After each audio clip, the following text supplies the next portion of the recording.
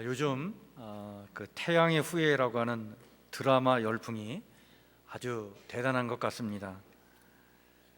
특별히 중국의 많은 여성들이 그 드라마 주인공에 나오는 송중기라고 하는 배우가 있는데, 그 송중기 상사병에 걸린 그 중국의 여인들이 그렇게 많다고 합니다. 그래서 드라마 때문에 부부싸움이 잦고, 또 이혼하거나 또 성형수술을 하는 일들이 많이 발생하고 있다고 합니다. 최근에는 태양의 후예에 푹 빠져 사는 아내 때문에 부부싸움을 하게 된 20대 남성이 사진관에 가서 난동을 부린 사건이 있었는데요, 자신은 거들떠보지도 않고 태양의 후예만 시청하는 그 아내 때문에 이 남성은요, 부부싸움을 하고 집을 나와가지고는 술에 취해서 사진관을 찾아가서 송중기처럼 잘생기게 사진 좀 찍어달라고 그게 난동을 부렸다고 합니다. 그래서 경찰에 연행이 됐는데, 그래서 중국의 공안 당국이 급기야 태양의 후예를 시청하면 안전에 우려가 있습니다, 이러한 지금 광고를 내보내고 있다고 합니다. 한국 드라마의 열풍이 참 대단하다. 저는 드라마를 잘 보지를 않아서 잘 모르겠는데, 하여튼 우리나라가 참 드라마를 잘 만드는 것 같습니다. 근데 드라마 열풍도 대단하지만 그 드라마를 보면서 또한 나타나는 질투 열풍도 대단하구나, 이런 것을 좀 많이 느낄 수 있는 것 같습니다. 혹시 여러분들 태양의 후예를 보다가 아내가 여보 송혜교가 예뻐, 내가 예뻐, 이렇게 말을 하면 여러분들 대답 잘 하셔야 됩니다. 머뭇거리지 않길 바랍니다. 머뭇거리는 순간 여러분들 아내의 질투로 아마 편안한 밤 지내지 못할 거예요. 그런데 여러분, 인간이 안고 있는 이 질투의 문제는 사실은 예외가 없어요. 그리고 참 역사가 오래됐다, 이렇게 봅니다. 형 가인이 동생 아벨을 죽인 인류 최초의 살인 사건은 바로 이 시기와 질투에서 나온 것 아니겠습니까?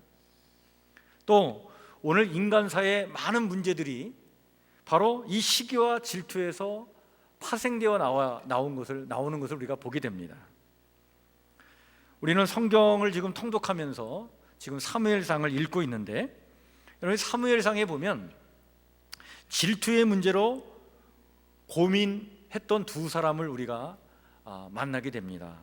한 사람은 한나라고 하는 여인이고요, 또 한 사람은 누구냐면 사울이라고 하는 왕이었습니다. 두 사람 모두 질투로 고통받았던 사람들입니다. 그런데 여러분, 이 두 사람뿐이겠습니까? 오늘도 우리 안에 있는 질투가 나를 괴롭히죠. 그 질투 때문에 우리가 참 괴로움을 당하고 또 불편한 마음을 갖고 살 때가 얼마나 많습니까? 이렇게 나를 불편하게 하는 이 질투라고 하는 것, 이거 우리가 그리스도인들은요, 이 불편한 마음을 잘 다스리고 또 잘 길들일 필요성이 있습니다. 우리는 보통 4가지 심리 때문에 질투를 한다고 합니다. 첫 번째가 바로 뭐냐면 열등의식이라고 하는 게 있습니다. 자신이 다른 사람에 비해 열등하다는 생각을 갖게 되면 이 건강한 자존감이 없기 때문에 그러한 심리 상태에서 아주 사소한 일을 가지고도 질투하게 되어 있습니다. 두 번째는 욕구불만이라는 게 있는데요, 모든 사람은 다 사랑받고 싶고 인정받고 싶은 욕망들이 있죠.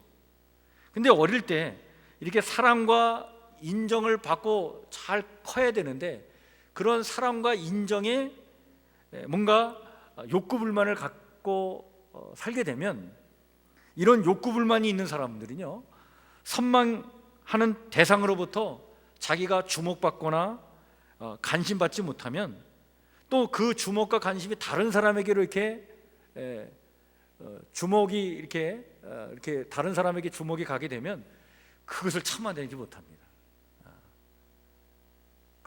거기에서 질투와 시기가 나오게 되는 것이죠.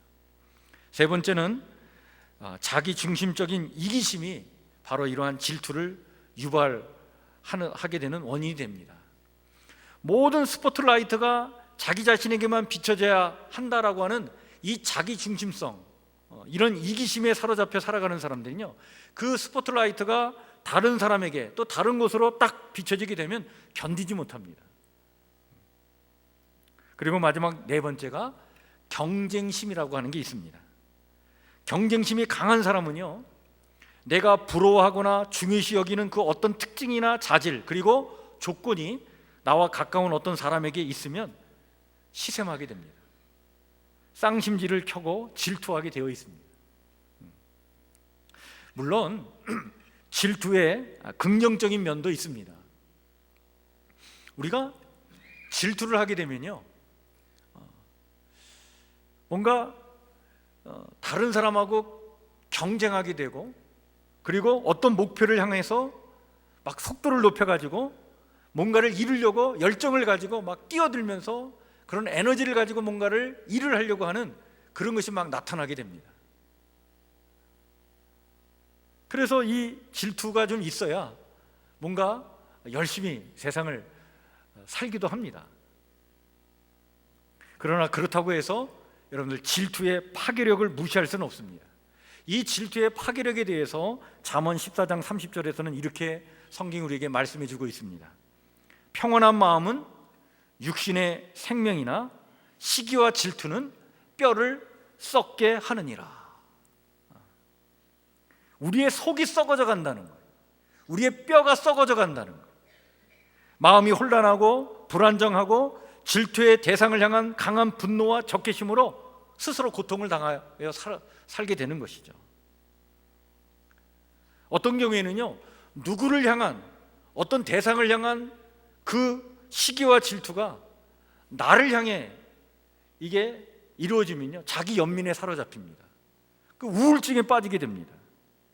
그래서 스스로 나는 무가치한 존재다 이렇게 느끼면서 그 심한 어떤 내적인 고통에 시달리다가 급기야 어떤 극단적인 행동을 취할 때도 있죠.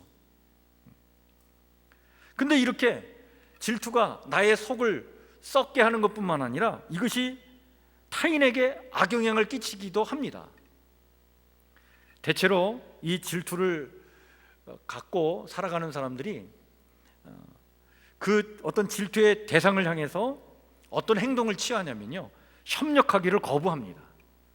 그리고 스스로 방해물이 되려고 하는 거예요. 딴지를 걸고 중상모략을 하고 폄하하고 비방의 말을 하고 또 사람들을 이간질하고 분쟁을 일으키기도 합니다. 그런데 더 심각한 것은 우리 신앙인들에게 있어서는요, 이 질투는 하나님과의 관계에 아주 심각한 영향을 끼치는 거예요. 그래서 하나님과의 관계가 단절되고 또 왜곡되고 또 하나님을 향해 불평하게 되고 원망하게 되고 또 하나님을 향해 반항하기까지도 합니다. 그래서 신앙을 잃어버리는 경우도 있는 거예요. 이렇게 결코 무시할 수 없는 우리 안에 있는 이 질투를 우리가 어떻게 잘 다스리고 또 길들여 나갈 것인가, 여러분 이것이 참 중요한 어떻게 보면 일입니다. 그런데 이런 질투를 잘 길들이는데 성공한 여인을 우리는 성경에서 만나게 됩니다. 사무엘상에서 만나게 되는데 그 여인이 바로 누구냐면 한나였습니다. 여러분, 한나는요, 아이가 없었죠. 그의 사랑하는 남편 엘가나와 결혼했는데 아이가 없었던 거예요. 그래서 당시의 관습대로 이 남편 엘가나는 첩을 두게 됩니다. 그 첩의 이름이 분인나라고 하는 여인이었죠. 그런데 이 여인, 분인나라고 하는 여인은 결혼을 해가지고 첩으로 들어갔는데 자식을 잘 낳은 거예요.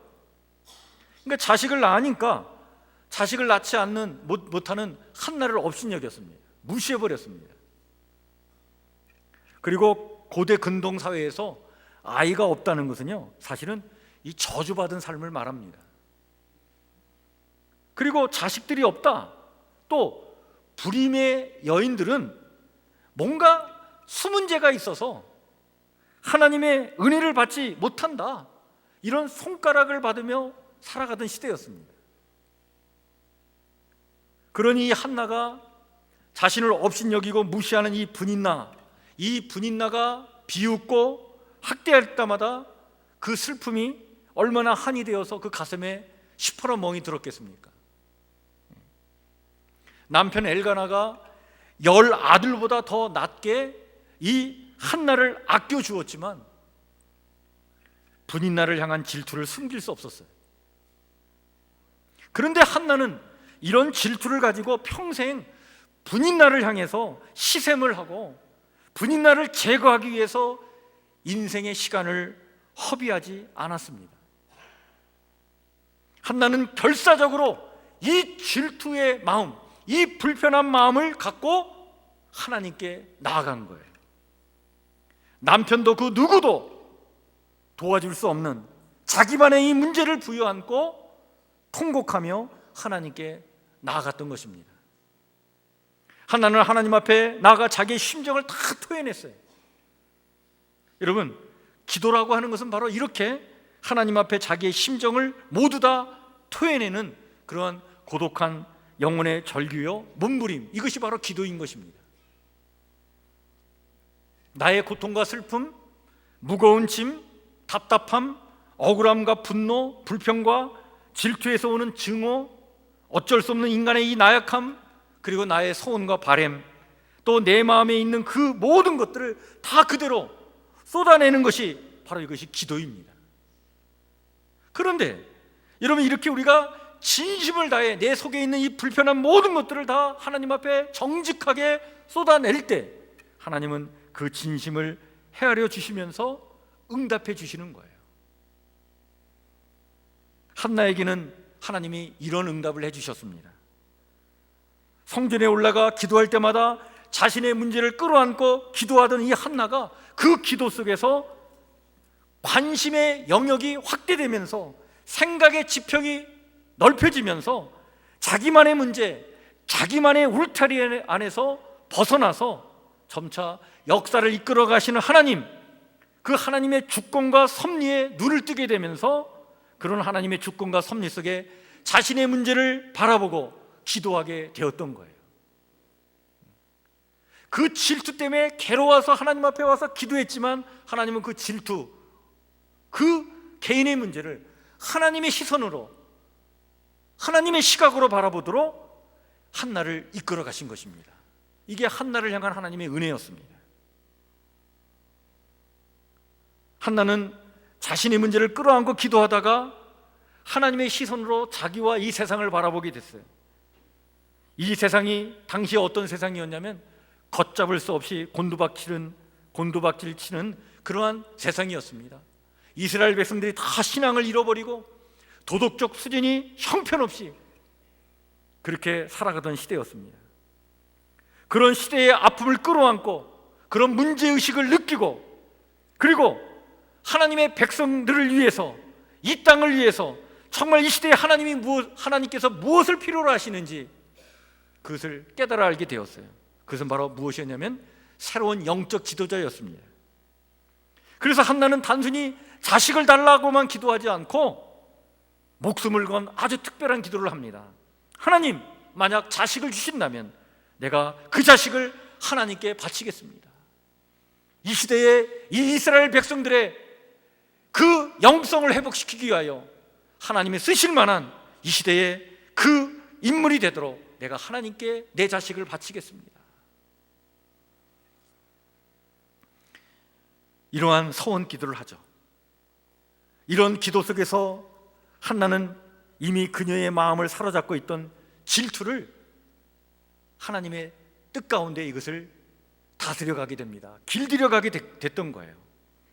질투로 인하여 견딜 수 없는 가슴앓이를 겪어야 했지만 그것을 하나님께 솔직히 털어놓음으로써 질투라는 심각한 문제에 대해 스스로 자각하고 성찰하며 하나님의 관점에서 바라봄으로 내 안의 질투를 통제해 나갔던 것입니다.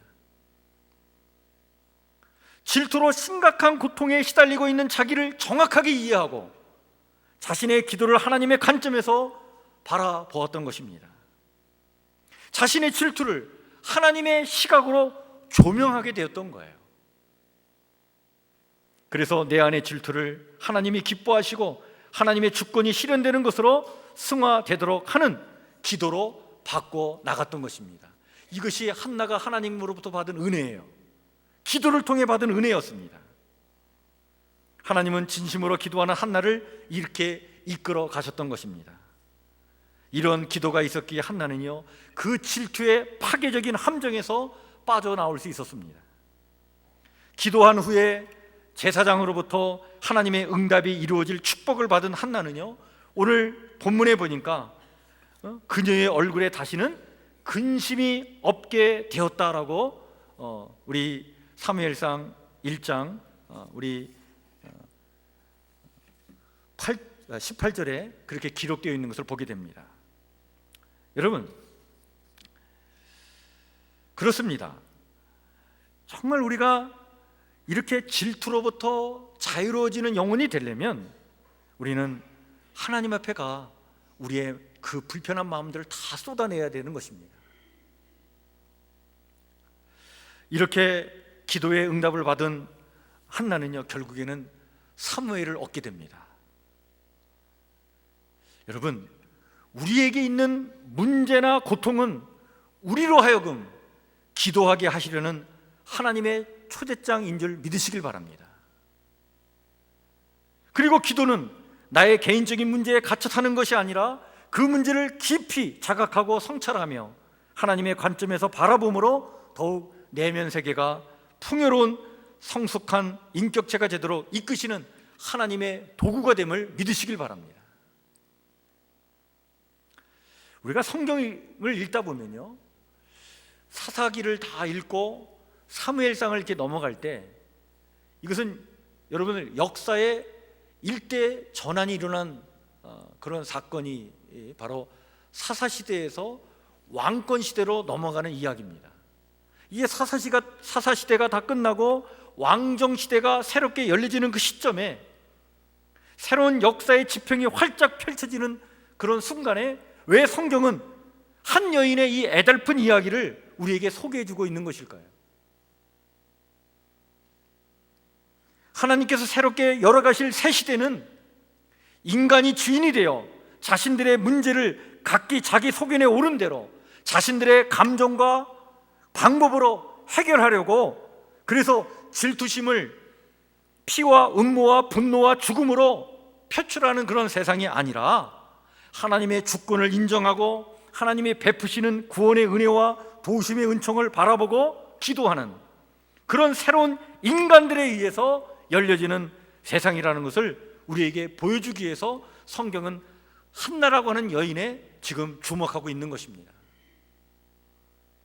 힘없고 한 많고 서름당하는 한 여인, 그러나 하나님의 주권을 인정하며 하나님의 기뻐하시는 뜻을 구하며 자신 안에 있는 그 질투를 하나님의 다스림으로 길들여 나간 한 여인을 통해 하나님은 새로운 역사의 문을 활짝 열어 나가시는 것을 성경은 우리에게 이야기해 주고 있는 것입니다.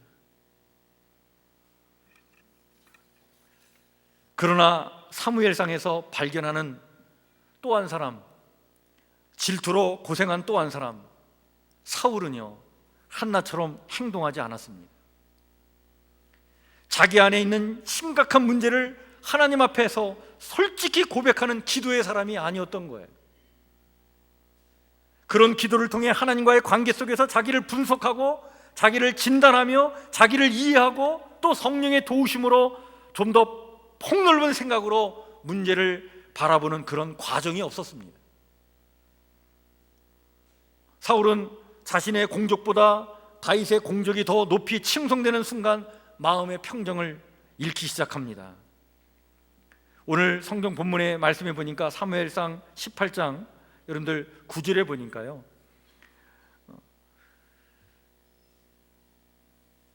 여인들이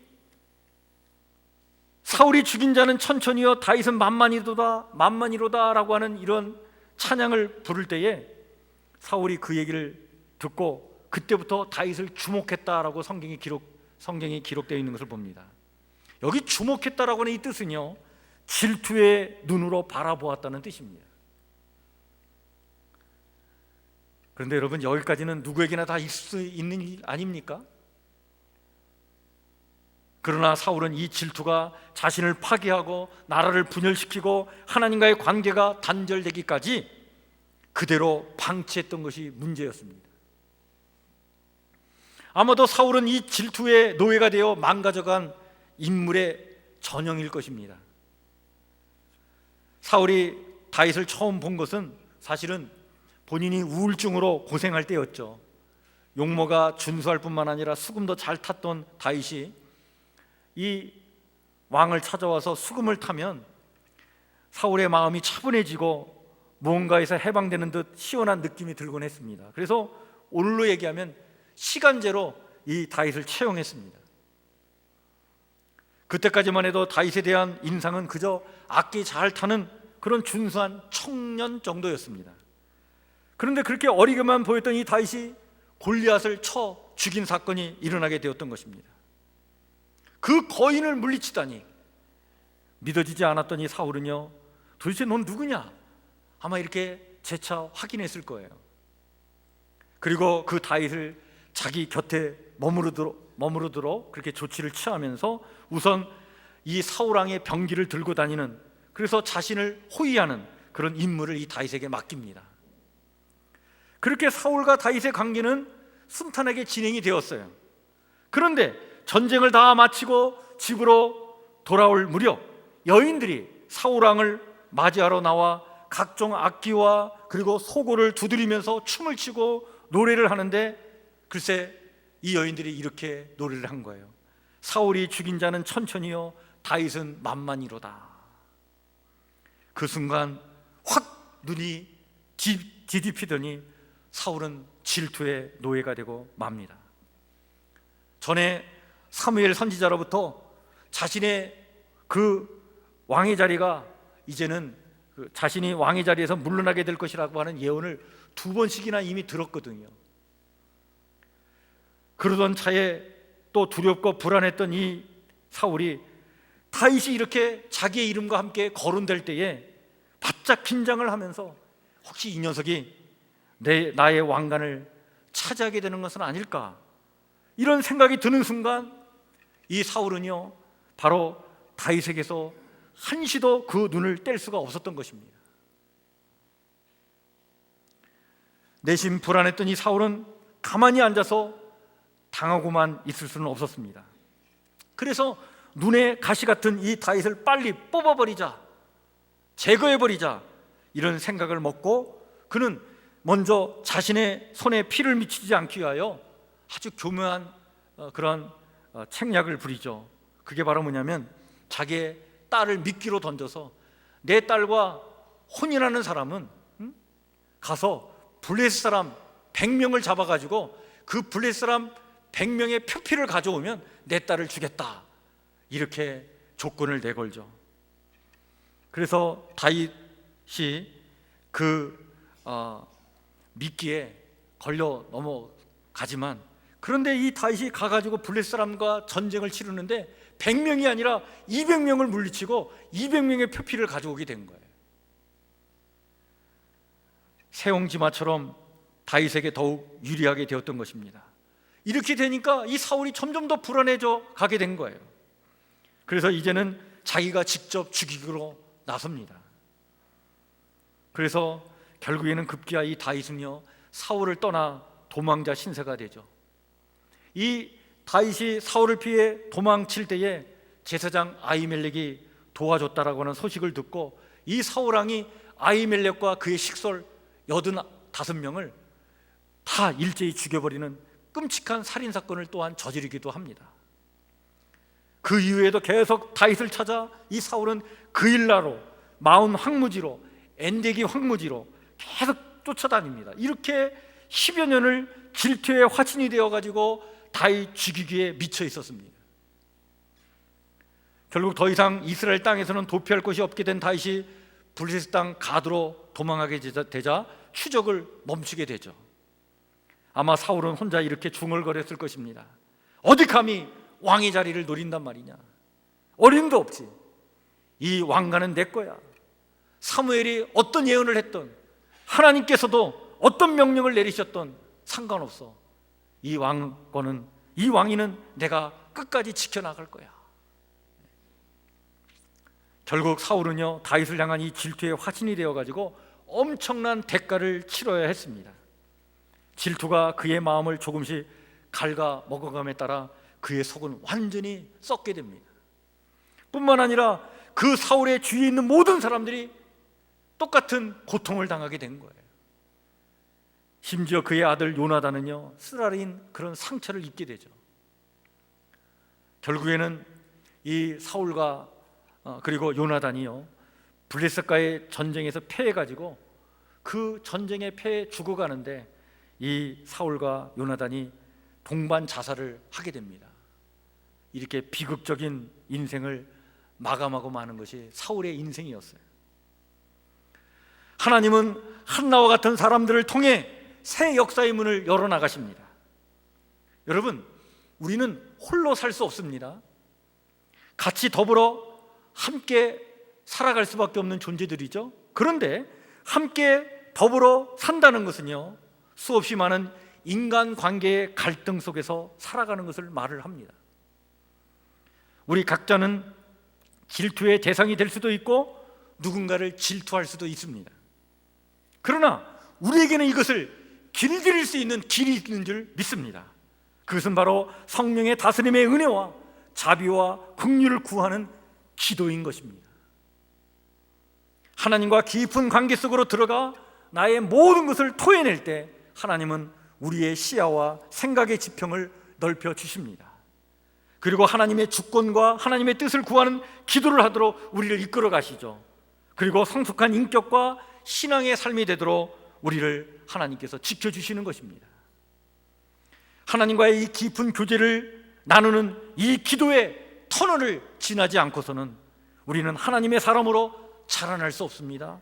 내 안에 질투를 길들일 수가 없는 것입니다. 사울에게는 이 기도가 없었던 거예요. 너무 안타까운 일입니다. 그래서 그는 질투에 무너지고 말았습니다. 뼈가 썩는 그런 고통을 당하였고 아주 초라한 인간으로 그가 그의 인생이 끝나버리는 그런 최후를 맞이하게 됐던 것이죠. 우리는 결코 사울과 같은 사람이 되어서는 안 됩니다. 여러분, 질투는 잘만 길들이면 하나님의 새로운 창조의 역사를 여는 도구가 될 수 있습니다. 마치 한나처럼 말이죠.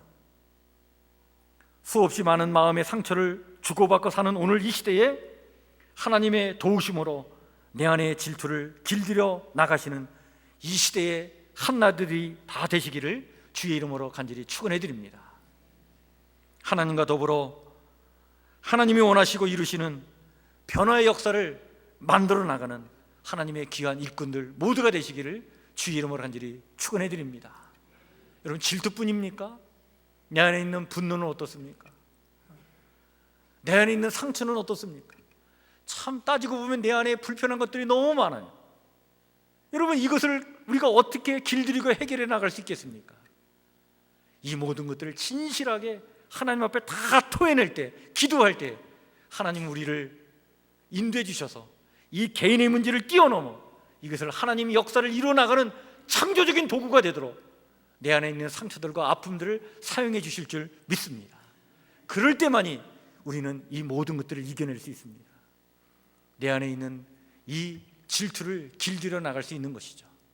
그렇게 성숙한 하나님의 사람들 다 되시기를 주의 이름으로 간절히 축원해 드립니다. 기도하겠습니다.